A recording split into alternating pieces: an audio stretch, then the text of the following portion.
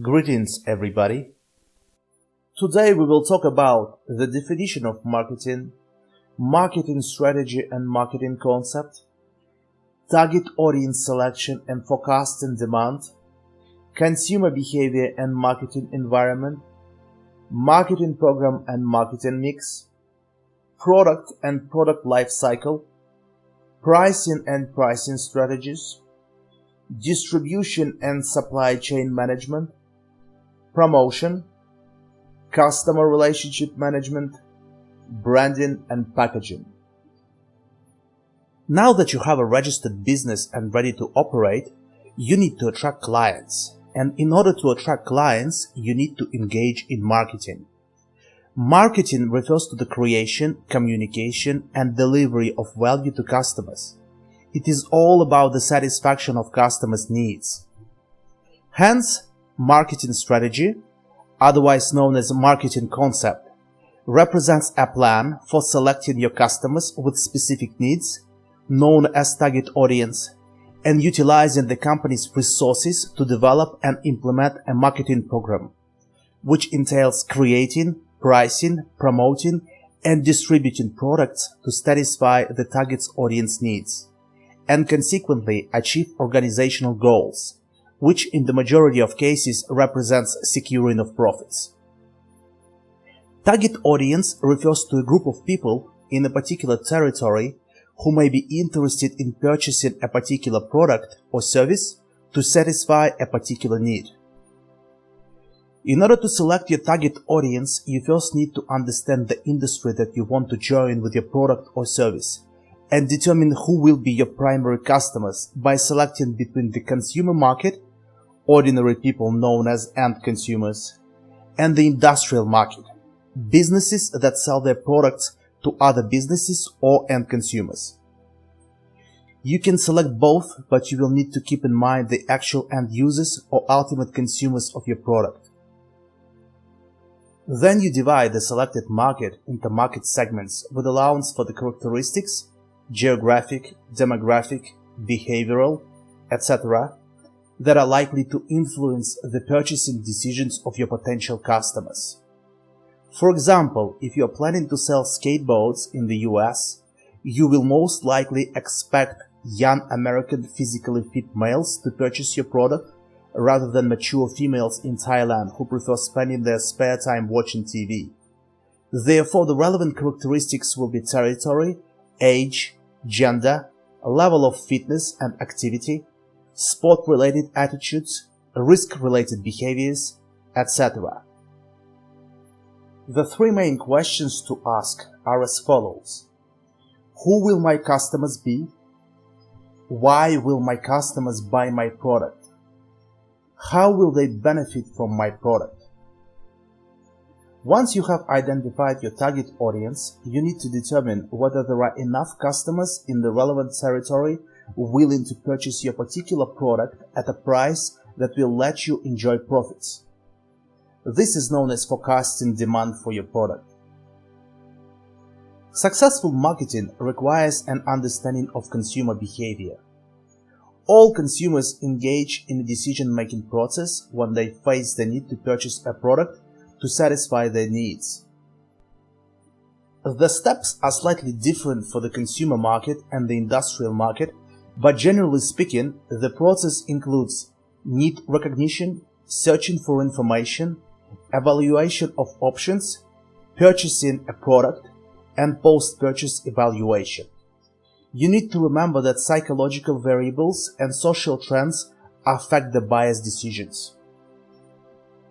Once you have identified your target audience and your desired niche, with potentially an unsatisfied need, and have established that there are enough potential customers who will be interested in purchasing your product, you can proceed to the development of your marketing program. A marketing program involves a marketing mix, the so-called 4 P's of marketing: product, price, place, and promotion. Marketing research is often required to develop an effective marketing program. You can either talk to people offering similar products or services, talk to potential customers and ask them what they think about your product as part of surveys, personal interviews, and other similar activities, or review the published industry data to determine the total market and accordingly estimate your potential market share.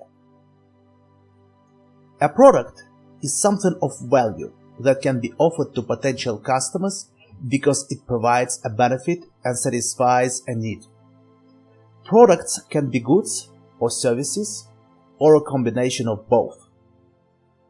It can be a new product on the market that hasn't been available to customers in the past, for example iPhone in 2007, an improved version of the product already available on the market, for example iPhone during subsequent years, or an extension to an existing product line, for example iPhone SE.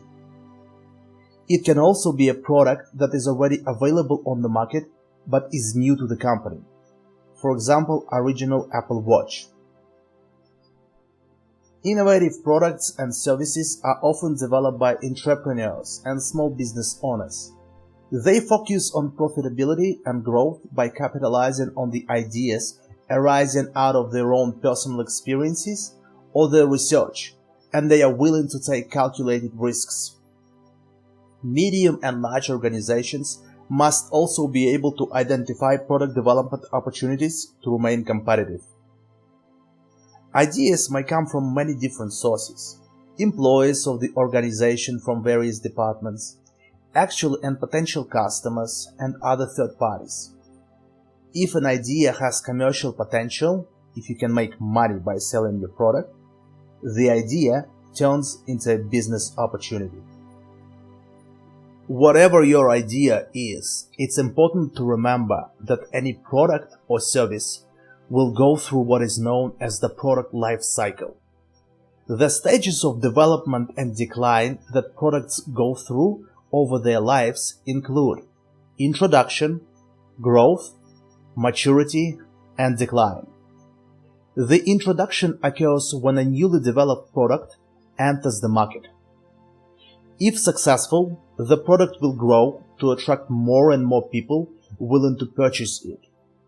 Maturity sets in when the market stabilizes. When the appeal of the product diminishes, competing brands and substitute products will push the product off the market. The sales will decline and the product will be no longer profitable.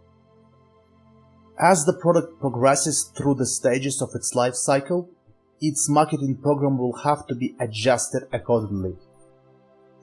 As far as pricing is concerned, there are several strategies that business owners can choose from to set the price for existing and new products alike. The cost-based pricing approach entails the determination of the cost of creating a product and the addition of the amount of the desired profit to set the relevant price. Demand-based pricing entails the determination of the price that consumers are likely to pay and subtracting the desired profit from the relevant figure to determine the amount that can be spent on making the product. The penetration approach entails setting initially a low price to weed out the competition and capture the market, and then jacking up the price to enjoy substantial profits. The skimming approach is suitable for new products and entails setting high prices right from the start to enjoy early profits. The downside is that this approach attracts competition. Some other more specific and psychology-based strategies include the following: prestige pricing, which enables companies to set an artificially high price for a product and capitalize on the idea that high price is associated with high quality. Odd-even pricing, which entails setting a price for a product that is lower by an insignificant unit than the figure that may appear significantly more substantial. For example, $9,999 instead of $10,000, expecting the customers to view the product to be cheaper than it actually is. Distribution encompasses all of the activities designed to deliver the required quantity of your product to your customers at a reasonable cost and at the right time. You can sell your product directly via your own stores or online, or indirectly through wholesalers and retailers. collectively known as intermediaries, who connect producers with end customers. Wholesalers, also known as distributors, purchase products from producers and sell them to retailers. Retailers purchase products from producers or wholesalers and sell them to end customers through stores, by phone, over the internet, and via other channels.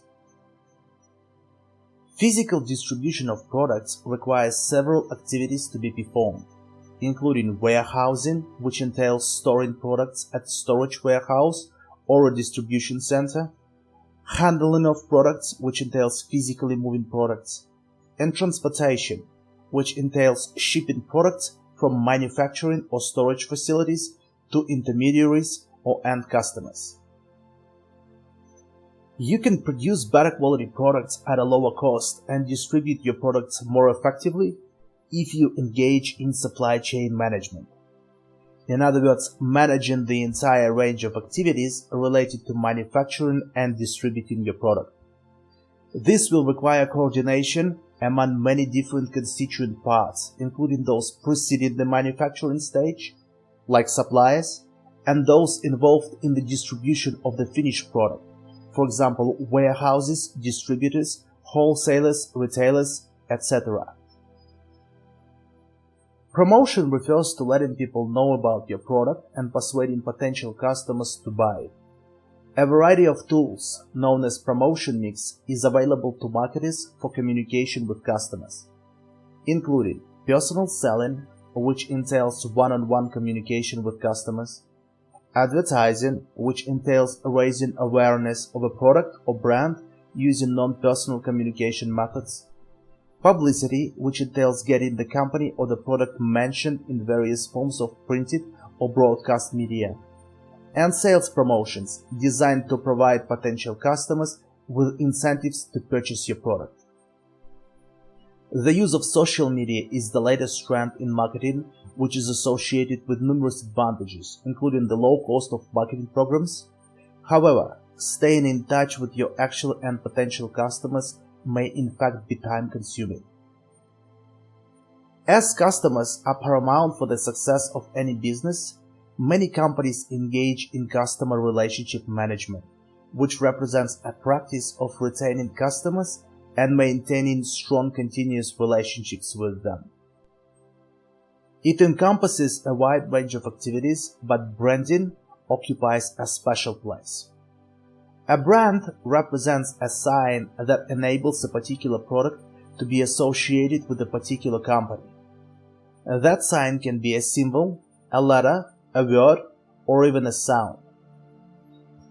Companies often register trademarks to protect their brands. A positive experience with a particular product is extrapolated to the entire range of products of the corresponding company bearing the same trademark. This is known as brand equity. Customers may begin to purchase products bearing a particular trademark. This is known as brand loyalty. Branding and packaging are closely related, and accordingly, package design should be selected carefully, as it can influence significantly customers' purchasing decisions. The package should be attractive to the consumers and should contain appropriate labels to identify the product, present information about its contents, the manufacturer, manufacturing location, and other relevant information. It is also worth mentioning that all marketing activities occur within a marketing environment, and several forces cannot be controlled either completely or to any significant extent.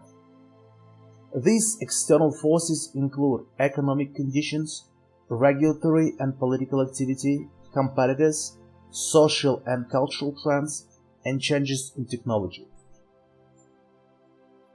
Let's summarize what we have learned today. Marketing is about the satisfaction of customers' needs. The first step is the identification of target audience. The three main questions to ask include the following: who will my customers be and what are their characteristics that will influence their purchasing decisions? Why will my customers buy my product? How will they benefit from my product? You need to understand consumer behavior, And remember that psychological variables and social trends affect the buyer's decisions. Once the target audience is identified and the forecasting of demand is performed, you need to develop your marketing program, which often requires marketing research to be performed. A product is something of value that can be offered to potential customers because it provides a benefit and satisfies a need. Products can be goods or services or a combination of both. It can be a new product, an improved version of the product, or an extension to an existing product line. New product ideas may emerge from a variety of sources. Whatever your product is, it's important to remember that any product will go through what is known as the product life cycle. There are several strategies that business owners can choose from to set the price for their products, including cost-based pricing, demand-based pricing, penetration approach, skimming approach, prestige pricing, odd-even pricing, to name a few.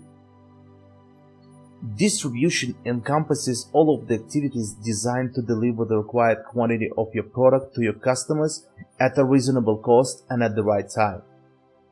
You can sell your product yourself or engage wholesalers and retailers. Physical distribution of products requires several activities to be performed, including warehousing, handling of goods, and transportation. Successful companies often engage in supply chain management. Promotion refers to letting people know about your product and persuading potential customers to buy it. Promotion mix includes such tools as personal selling, advertising, publicity, and sales promotions. The use of social media is the latest trend in marketing. If you want to be successful, engage in customer relationship management. And remember that all marketing activities occur within a marketing environment and several forces cannot be controlled. If you do everything right, you will enjoy profits. Thank you for your attention. Please like and subscribe for more interesting stuff. And I'll see you next time.